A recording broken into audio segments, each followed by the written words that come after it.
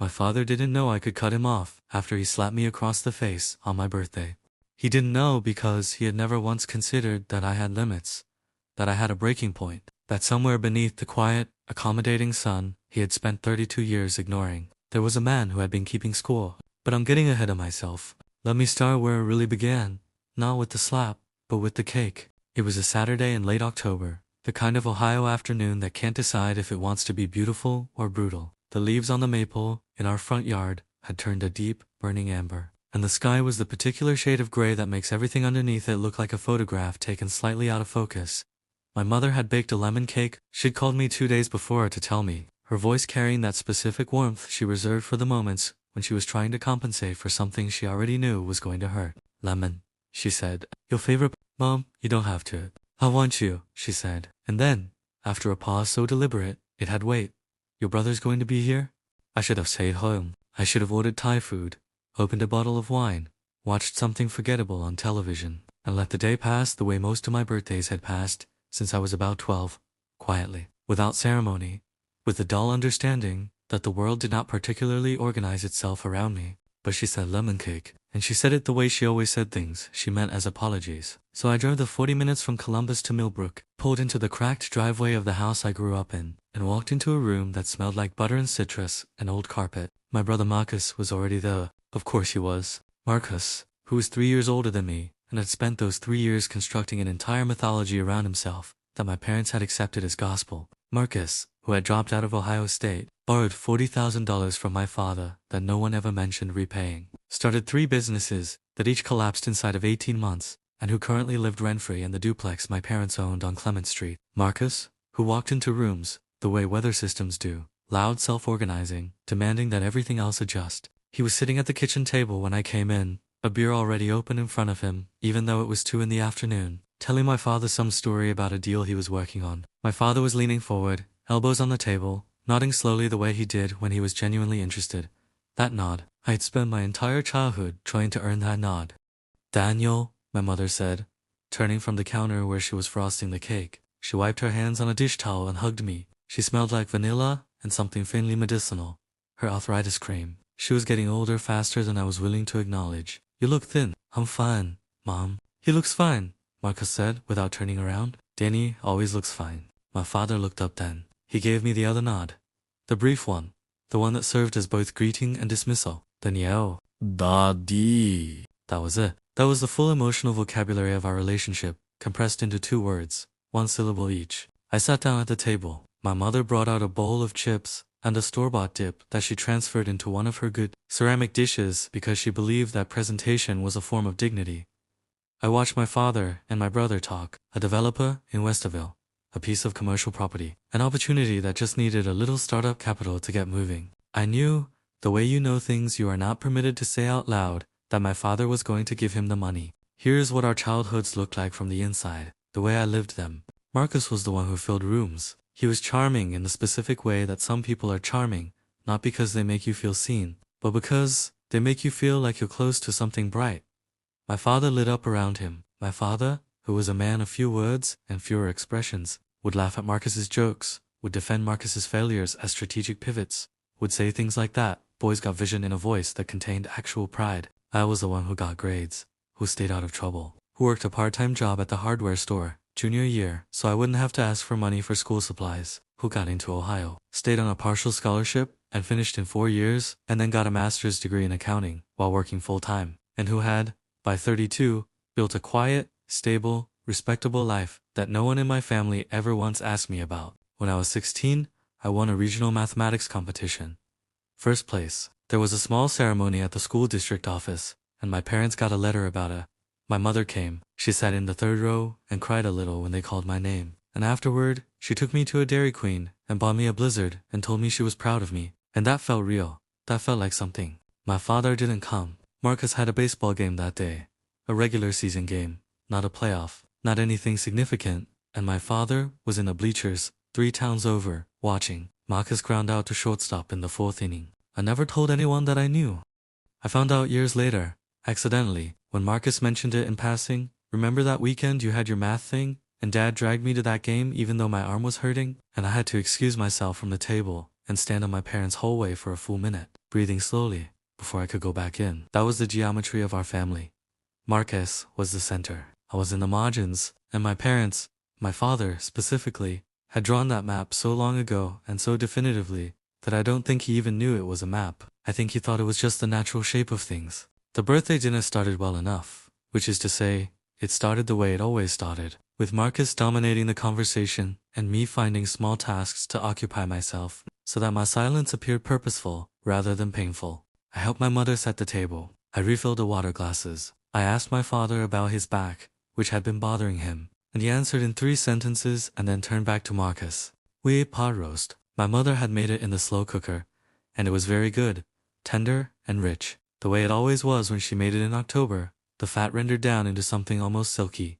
She'd made mashed potatoes and green beans. It was the meal she made when she wanted to signal that something was important. She'd made it for Marcus's college graduation, his first business launch, the Sunday he'd brought home his girlfriend Tanya, who lasted 11 months and left without ceremony, and now she'd made it for my birthday. And sitting there watching Marcus refill his own plate before anyone else had finished, I felt something almost like gratitude toward her. Then my father said, "I'm thinking about giving Marcus the Clement Street property." The room went very quiet. Or maybe only I went quiet, and the room continued the way it was. "What?"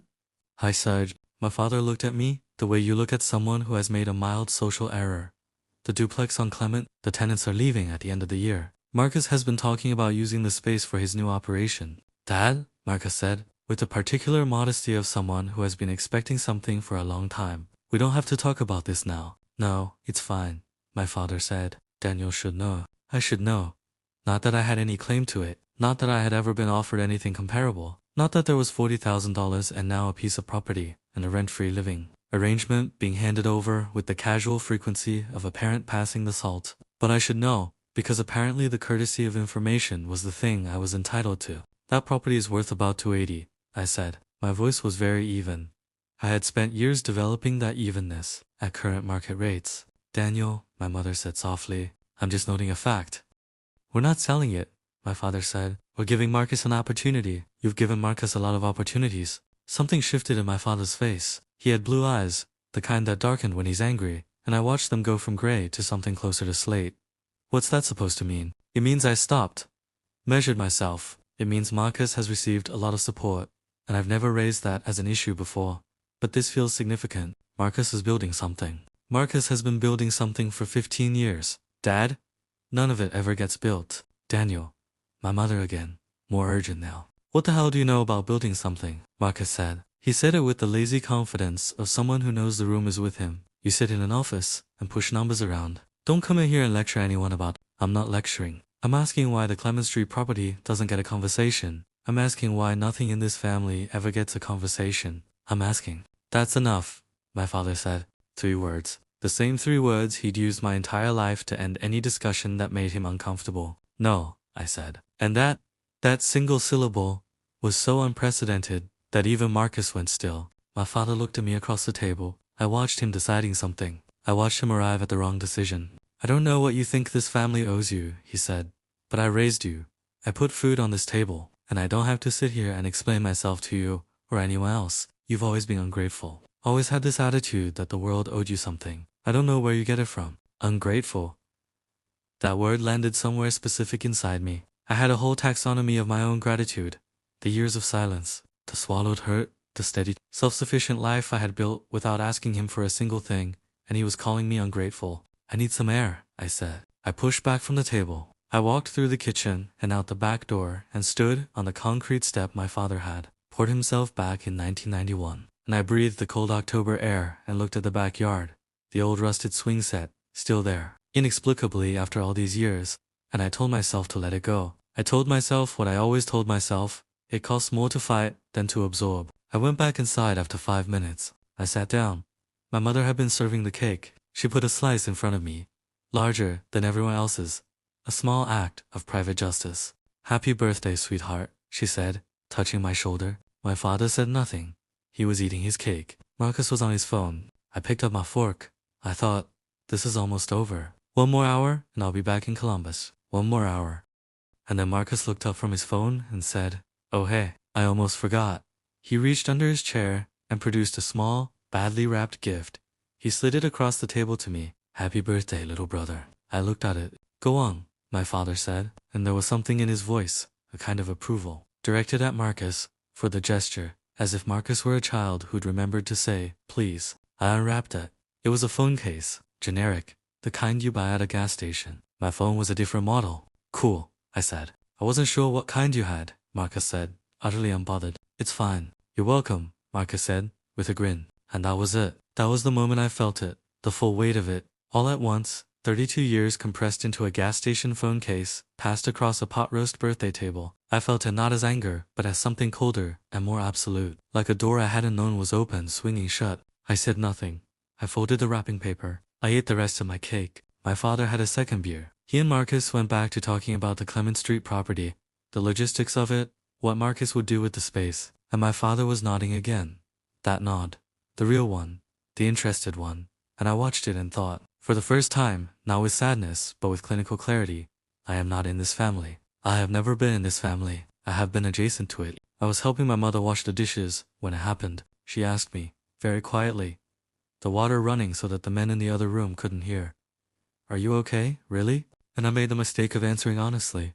No, I said. I'm not, Mom. I haven't been for a long time. She looked at me with her tired, knowing eyes. Your father loves you, Daniel. He doesn't act like it. He doesn't know how to. He knows how to with Marcus. She was quiet. She scrubbed a pot that was already clean. You're stronger than Marcus, she said finally, and I could hear in her voice that she meant it as comfort, and I could hear simultaneously that she understood how it would land, and that she was offering it anyway, because she had no better defense. You're stronger. This is what parents say to the child they feel less obligated to protect. You don't need it the same way. You'll be fine. That shouldn't mean I get less, I said. She didn't answer. I dried my hands on the dish towel. I walked into the living room to say goodbye. My father was in his armchair. Marcus was on the couch. Some football pregame was on the television. I'm heading out, I said. So early, my mother said from the kitchen doorway. Early day tomorrow. Marcus raised his beer in a half wave without looking up from his phone. My father looked up. He muted the television. He said, and I still don't entirely understand what prompted it. What confluence of beer and ego and some unprocessed resentment at having been challenged at the dinner table. You know your problem, Daniel. You've always felt sorry for yourself, he said, since you were a kid. Always feeling like you got the short end. Life doesn't owe you anything. You want to know why Marcus is going to do well with that property? Because he doesn't sit around keeping score. He goes after things. Marcus was looking up now. My mother was in the doorway. Marcus goes after things you fund, I said. Here we go, Marcus muttered. There it is, my father said, leaning forward, and I saw the anger rising in him the way it used to rise when I was a child. And I felt in my body the old reflex, the one that said, make yourself small. Agree, retreat, and I felt it, and I did not obey it. I have never asked you for a single thing, I said. Not one. I paid for my own school. I bought my own car. I built my own career. And I have watched you give Marcus everything. Money, property, time, attention, everything. And I have never said a word. But I am saying a word now. Dad, I am saying it is not fair. It has never been fair, and you know it. My father stood up. He was still a large man, 64 years old and still large. The way men who worked with their hands stay large, even when the work is behind them. He stood up and he crossed the room and he was in front of me, and then his hand came up and it came across my face, an open palm. A slap, not a punch, as if the distinction mattered, and the sound of it filled the room. My mother cried out. I felt the sting of it, the heat, spreading from my cheekbone toward my jaw. I did not move. I did not cry. I was 32 years old, and I had not cried in front of my father since I was 9, and I was not going to begin now. I looked at him. He looked back at me, and in his eyes I saw something I recognized. Not regret, not immediately, but the sudden awareness that he had crossed a line. He had crossed it, and it was crossed now, and there was no way back. Daniel, he said. His voice was different. Lower. Don't, I said. I didn't. Don't. I picked up my jacket from the hook by the door. I could hear my mother saying something. My name. Please. Please, Daniel. And I could hear Marcus somewhere in the room. Quiet, for once. Entirely quiet. I opened the front door. The October air hit me, and the maple in the front yard had gone dark in the early evening light, its amber leaves going gray. I got in my car. I drove home. I did not call the next day. I did not call the day after. My mother called me 3 times the first week. I let them go to voicemail. Her messages were careful, sad, walking the tightrope she had always walked between husband and son, never quite reaching either shore. He feels terrible, she said in the second message. He wants to talk to you. In the third, Daniel, please. Where are your family? Marcus texted once. You good? 2 words. No punctuation, the absolute minimum. My father did not call. I thought about that. My father, who had slapped me across the face in front of my mother and brother, did not pick up the phone and call me. He felt terrible, my mother said, as though what he felt had relevance to what he'd done. He wanted to talk to me, as if wanting was the same as doing. I went to work. I ran my numbers. I ate dinner alone in my apartment and watched the rain move across Columbus and thought about the geometry of families. The way some children are inside and some children are out, and the way the ones on the outside can spend entire lifetimes pressing their palms against the glass.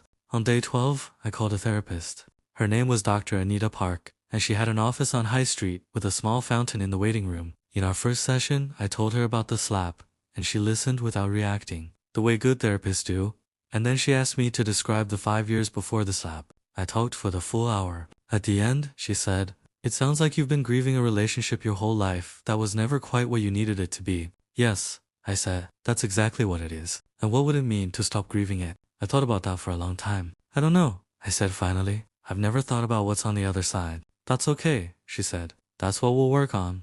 14 months later, on a Thursday morning in December, my father had a heart attack. It was mild. The doctors use the word mild the way people use it when they want to make something frightening seem manageable, and he was stable by the time my mother called me. He was at Riverside Methodist Hospital in Columbus, which meant he was 40 minutes from my apartment and 2 hours from Millbrook. I sat in my kitchen for a very long time. I thought about Dr. Park.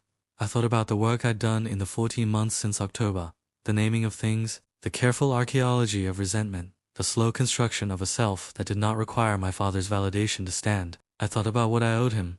I thought about what I owed myself. I thought about my mother, who had always been caught in the middle, and whose hands smelled like arthritis cream, and who had baked me a lemon cake. I drove to the hospital. He was in a room on the 4th floor, smaller somehow in the hospital bed, the bigness of him diminished by the tubes, and the thin blanket, and the greenish fluorescent light. My mother was in a chair beside him. She looked up when I came in, and her face did something complicated, and she stood up and held me for a long time without saying anything. My father looked at me. "Daniel," he said. His voice was thin. "Daddy." Marcus wasn't there. He was driving from Millbrook, and traffic was bad. My mother explained. He'd be there soon. I sat down in the chair. We were quiet for a minute. That felt very long. "I should have called," my father said. I looked at him. "Yes, I know that." "Okay." "Daniel." He stopped. He was not a man who had ever learned the language for this. For sitting in a hospital bed and reaching toward his son, he had spent 30 years shortchanging. I could see him struggling with it, the way a man struggles with a tool he's never used. "I don't know how to explain myself." "You don't have to explain yourself," I said. "I understand what happened. I've spent 14 months understanding it." I leaned forward. "What I need you to understand is that I love you. I will always love you. But what happened on my birthday? What has always happened? My whole life. I can't keep absorbing it. I can't keep pretending it's okay when it isn't. I can be your son, but I have to be a son who's treated like one." He looked at me for a long time. "I wasn't fair to you," he said, and the words came out rough, like they'd had to push through something solid. "I know that."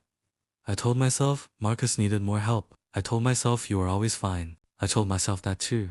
I said, for a long time, "You're not fine?" He said it like a genuine question, and the fact of it, that he was only now asking, that we had needed a hospital room and a heart attack to arrive at this question, was almost too heavy to hold. "I'm getting there," I said. "I'm working on it." Marcus arrived 40 minutes later, breathless and loud, filling the doorway, and my father's eyes went to him with that old reflexive brightness, and I watched it happen, and I felt not the old devastation, not the familiar collapse, but something quieter, something that had been worked on. I stayed another hour. I hugged my mother. I shook my father's hand, because that's what we were, the two of us, and maybe it was enough for now. My father did not have another heart attack. He recovered the way men like him recover, stubbornly, on his own terms. He went back to Millbrook, back to his armchair, back to his routines. He called me twice. In the months that followed, short calls, uncomfortable. Neither of us fully fluent in this new language we were trying to learn. But he called. That was new. Marcus, as it turned out, did not get the Clement Street property. My mother told me this in spring, on a Sunday afternoon call, carefully, as if she wasn't sure how I'd received the information. The tenants had left, and Marcus had proposed his plan, and my father, this time, had said no. He'd said he wanted to think about it more carefully. He'd said he wasn't sure the numbers made sense. I don't know what that means. I don't know if my father has changed, or if he's gotten older and more cautious, or if something in that hospital room rearranged something in him, the way things sometimes do when you come close enough to the edge. I don't know if he'll ever fully reckon with what he did to me across all those years, not just the slap, but the slow, steady accumulation of looks and nods and resources and attention given elsewhere. What I know is this. I did not cut him off after the slap. I thought about it. I sat in my car in their dark driveway and I thought about it for a long time, but cutting him off would have required believing I deserved better. And at 32, I was only just learning how to believe that. What I did instead was harder. I stayed. I went to therapy. I went to the hospital. I told my father the truth, not with cruelty, not with the accumulated artillery of a lifetime of resentment, but clearly, plainly, in language he could not dismiss or deflect. I told him what I needed and what I would no longer accept. I drew a line in the air between us and I said, "Here, this is the boundary of me." Some days, he respects it. Some days, old habits surface, the glancing dismissal, the reflexive turn toward Marcus, the sense that I am the supporting character in a story I was always meant to be the lead of. On those days, I go back to what Dr. Park taught me. I name the thing. I feel it without drowning in it. I remind myself that his limitations are not my identity. And sometimes, on the phone, my father asks me how work is going. He asks, in his brief, slightly awkward way, but he asks, and I tell him the project I finished, the client who was difficult, the small promotion I got in January, and he listens. He's learning. Slowly, in the way that men who have spent 64 years operating a certain way sometimes learn, reluctantly, imperfectly, against the grain of themselves. It isn't enough, not yet, but it is more than I ever had before, and I have learned slowly, imperfectly, against the grain of my own old silences, to let that be something. The maple in the front yard is blooming again. I drove past it last weekend, and the leaves are coming in green and full. My mother was in the garden. She waved when she saw my car. I pulled into the driveway. I sat there for a moment before getting out. I looked at the house, the cracked driveway, the old swing set in the backyard, the peeling paint on the shutters. I grew up here, in all the ways that word contains, the good ones and the broken ones. I got out of the car. I went inside.